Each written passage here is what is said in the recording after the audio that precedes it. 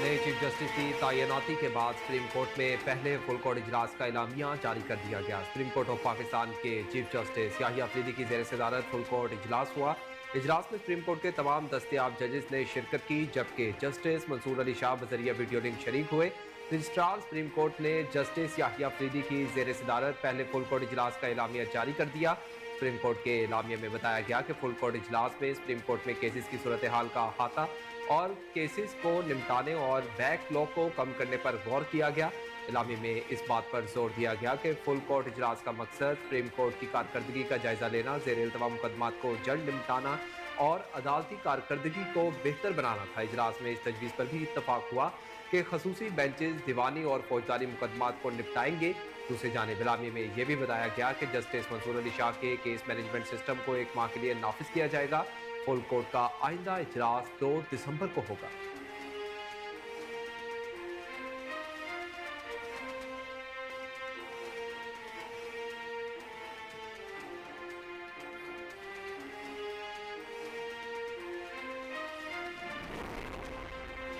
Speaker कौमी assembly Ayaz Sadiq ने judicial commission की तश्कील के लिए हुकूमत और अपोजिशन से नाम तलब कर लिए। ज़राए के मुताबिक स्पीकर कौमी असम्बली की जानिब से हुकूमत और अपोजिशन से 2-2 अरकान के नाम तलब किए गए।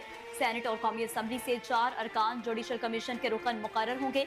गुज़िश्ता दिनों वज़ारत कानून और इंसाफ की जानिब से वजाहत में कहा गया था कि आर्टिकल 175A शिक 2 के तहत जुडिशल कमीशन ऑफ पाकिस्तान 13 मेंबरान पर मुश्तमिल है। जुडिशल कमीशन अपने पहले इजलास में आर्टिकल 119A के तहत आईनी बेंचेस तश्कील देगा। नामजद जजेस में से सीनियर तरीन जज आईनी बेंचेस का सबसे सीनियर जज होगा। वजारत कानून और इंसाफ का कहना था कि आर्टिकल 175A शिक 2 और आर्टिकल 175A के तहत कमीशन का कोई शिक D के तहत फैसला किसी रुकन की अदम हाजिरी या खाली असामी पर बातिल नहीं होगा।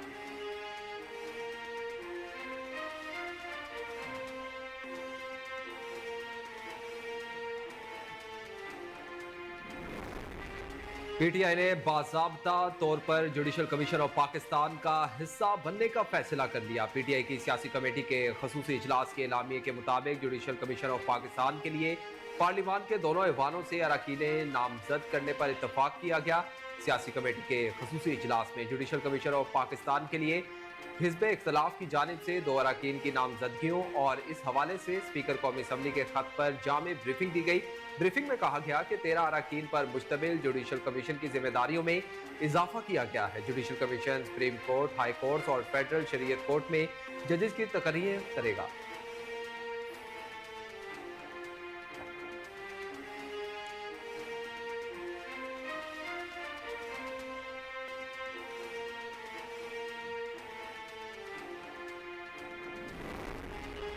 पंजाब असम्बली में ख्वाजा पाकिस्तान के खदमात और कुर्बानियों को खराज तहसीन पेश करने की करारदाद मंजूर कर ली गई। पंजाब असम्बली इजलास के दौरान करारदाद सूबाई वजीर बराए पार्लिमानी अमूर मुश्तबा शजाउर रहमान ने पेश की। करारदाद के मतन में लिखा गया है कि पंजाब असम्बली का ये ऐवान अफवाज पाकिस्तान के शोधा और काजियों को जबरदस्त खराज तहसीन पेश करता है।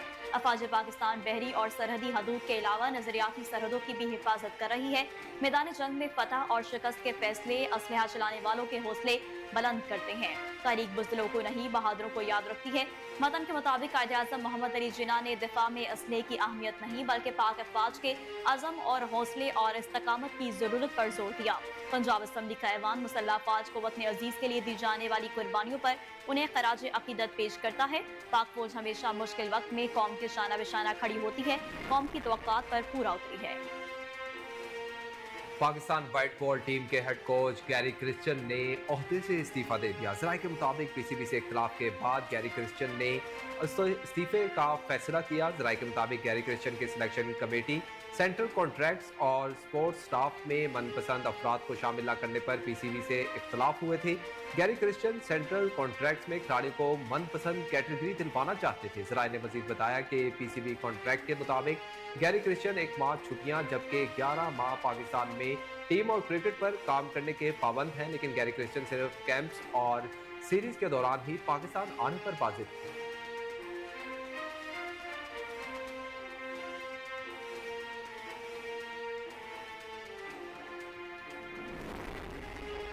पाकिस्तान क्रिकेट बोर्ड ने कौमी रेड बॉल टीम के हेड कोच जैसन गिलेस्पी को दौरा ऑस्ट्रेलिया और जिम्बाब्वे के लिए कौमी व्हाइट बॉल टीम का भी अबूरी हेड कोच मुकर्रर कर दिया। जराये के मुताबिक Jason Gillespie Pakistan cricket team के साथ बतौर रेड बॉल हेड कोच पहले ही काम कर रहे हैं। ऑस्ट्रेलिया और जिम्बाब्वे के खिलाफ व्हाइट बॉल सीरीज के बाद पीसीबी नया हेड कोच मुकर्रर करेगा और नया व्हाइट बॉल हेड कोच मुल्की होगा।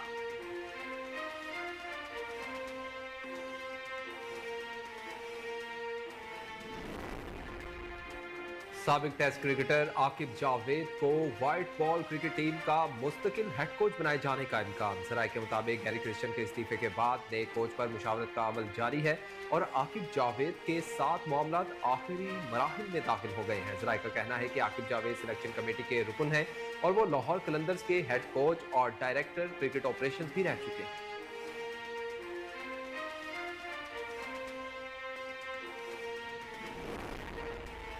पाकिस्तान क्रिकेट बोर्ड ने गैर मुल्की दौरों पर सिलेक्टर्स को टीम के साथ भेजने का फैसला किया। जराये के मुताबिक सिलेक्टर्स असद शफीक कौमी टीम के हमरा ऑस्ट्रेलिया और जिम्बाब्वे जाएंगे। प्लेइंग 11 की तश्कील के लिए टूर्स पर सिलेक्टर की मौजूदगी का फैसला किया गया। जराये का कहना है कि असद शफीक विकेट और कंडीशन देखकर दीगर सिलेक्टर से मुशावरत करेंगे। सिलेक्टर्स कप्तान और कोच से मुशावरत के बाद प्लेइंग 11 तश्कील देंगे।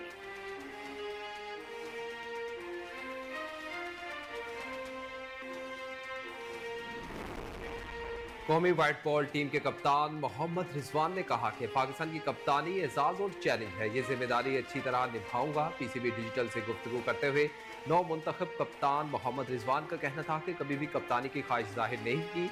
कप्तान की खसूसियत यह है कि टीम को इकट्ठा रखे। इस टीम में यंग टैलेंट मौजूद है और ये एक मुख्तलिफ टीम नजर आएगी। उन्होंने कहा कि ऑस्ट्रेलिया में हमेशा मुश्किल रही है, लेकिन आखिरी टेस्ट सीरीज हम जीत के करीब जाकर हारे थे। जरूरी नहीं कि अगर माजी में नहीं जीते तो आइंदा भी नहीं जीत सकेंगे।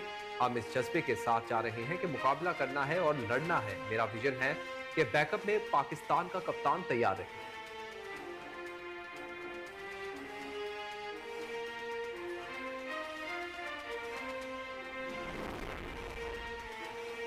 सिलेक्टर्स के रवैये ने फखर जमान का दिल तोड़ दिया। करीबी जराये के मुताबिक वो रिटायरमेंट पर भी गौर कर रहे हैं।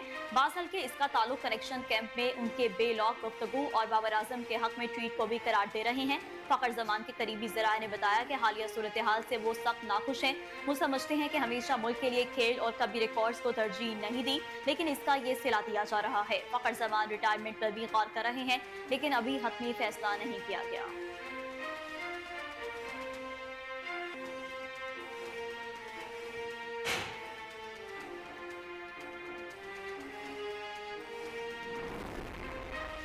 हुकूमत ने कराकरम हाईवे की अपग्रेडेशन के लिए चीन से $1.6 अरब फाइनेंसिंग करवाने का फैसला कर लिया। जराये के मुताबिक कराकरम हाईवे की अपग्रेडेशन के लिए चीन से फाइनेंसिंग के लिए पाकिस्तान की दरख्वास्त के बाद जल्द मुआहदे तय पाए जाने का इम्कान है। वजारत खजाना, प्लानिंग कमीशन, इक्तिसादी उमूर हाईवे अपग्रेडेशन के लिए फाइनेंसिंग पर चाइनीज हुकाम से बात कर रही हैं। हाईवे की अपग्रेडेशन के लिए चीन से $1.6 अरब की फाइनेंसिंग लॉन्ग टर्म के लिए हासिल की जाएगी। अपग्रेडेशन के लिए चाइनीज फर्म को पाकिस्तान की फर्म के साथ शराकत दारी से कॉन्ट्रैक्ट्स अवॉर्ड किए जाने का इम्कान है।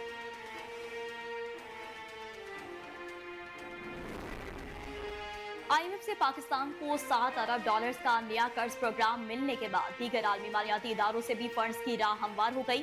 पाकिस्तान को एशियाई तरक्याती बैंक से 4 सालों के दौरान बजट सपोर्ट की मद में $2 अरब 75 करोड़ मिलने का इम्कान है। हुकूमती ज़राए के मुताबिक पाकिस्तान को रवा माली साल एशियाई तरक्याती बैंक से $80 करोड़ बजट सपोर्ट की मद में मिलने का इम्कान है, जबकि अगले 3 माली साल के दौरान पाकिस्तान को एशियाई तरक्याती बैंक से सालाना $65 करोड़ बजट सपोर्ट मिलने का तखमीना लगाया गया है। आने वाले सालों में पाकिस्तान को बेहतर फाइनेंसिंग मिलने के इम्कानात रोशन हैं।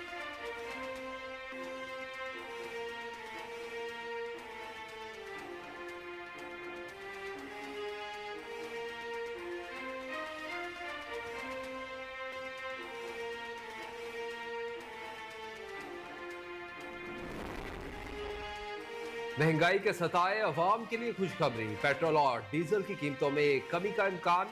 1 नवंबर से अगले 15 रोज के लिए 2 से 3 रुपए फी लीटर तक पेट्रोलियम मसनूआत की कीमतों में कमी का इम्कान है। आलमी मार्केट में पेट्रोल और हाई स्पीड डीजल की औसत कीमतें तकरीबन $1.5 और $2.5 फी बैरल कम हुई है। मौजूदा टैक्स रेट्स और शरह तबादला के हिसाब से पेट्रोल और डीजल की निर्खों में 3 रुपए और $2.30 फी लीटर तनज़्ज़ुली हो सकती है।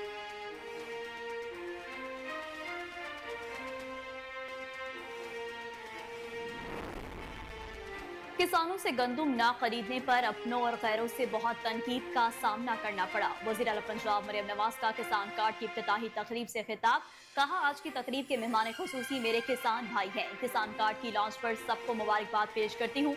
बहुत से ऐसे मंसूबे हैं जिन पर वज़रा से ज्यादा खुद मेहनत करती हूँ। किसानों की जिंदगियों में बेहतरी लाने के लिए दिन रात मेहनत कर रही हूँ।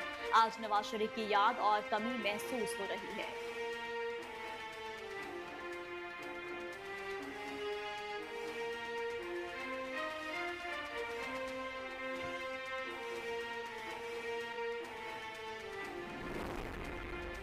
और भारतीय फिल्मों की अदाकारा विद्या बालन का कहना है कि बगैर वर्जिश के किए वजन कम किया जा सकता है, ताहम इसके लिए अपनी डाइट को जिस्म के मुताबिक रखना होगा। हाल ही में विद्या बालन ने एक इंटरव्यू में बताया कि वो बचपन ही से अपने वजन की वजह से बहुत ट्रोलिंग का सामना करती आई हैं और इन्होंने वजन कम करने के लिए बेहद डाइट और वर्जिश की, ताहम वो अब ये नहीं सुनना चाहती थी कि वो एक मोटी औरत है।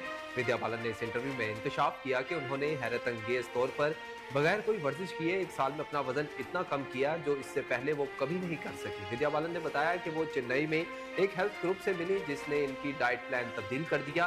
क्योंकि अदाकारा वेजिटेरियन है इसलिए वो सारी जिंदगी सब्जियों का इस्तेमाल करती आई हैं, ताहम इस हेल्थ ग्रुप ने इनसे पालक और लौकी के इस्तेमाल को तर्क करवा दिया।